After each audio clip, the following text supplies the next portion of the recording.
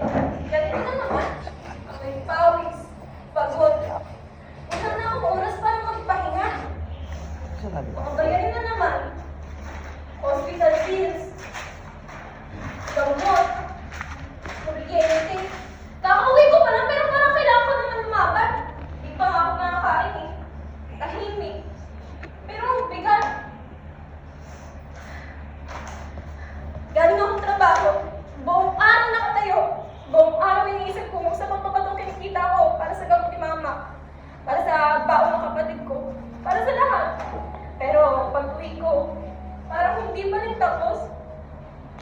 Alam niyo ba, kung gano'n kami maging panganay, akala nila, kaya ko lahat. Na kaya ko sabihin ng bawat problema ng pamilya namin. Akala nila, madali lang maging patatag. Pero hindi nila alam, araw-araw ako mas napapagod.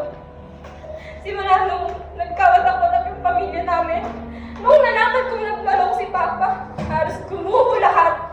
Hindi pa ito natatapos. Nagkasakit si Mama. At ako yung naiwan para magpakatatag. Ako yung kailangan maging matapang para sa kapatid ko. Ako yung kailangan mag-isip kung saan kukuha ng babae sa ospital. Pero kasi hanggang kailan akong lalaban. Napapagod din naman ako. Anak lang din naman ako. Tapos, ngayon, naiingit nga ako eh. Kasi yung mga kaklase ko, hindi na nila kailangan mag-isip kung saan kukuha ng pang-aral nila. Hindi nila kailangan magtrabaho. May mga pamilya silang umuwian.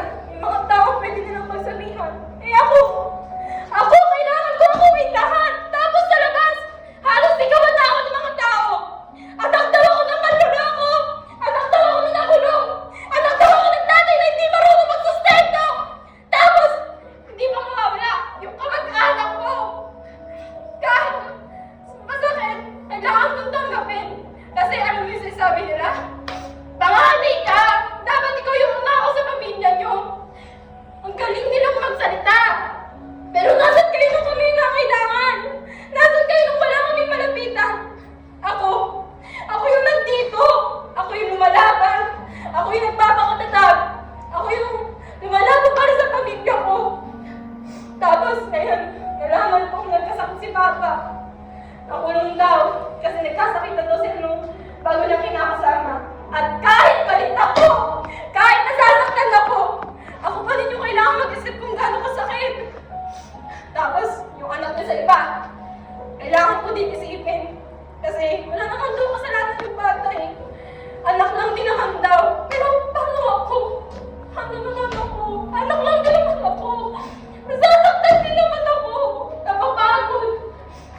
Pagod na akong buhatin yung lahat ng problema ng pamilya namin. Pagod na ako sa lahat.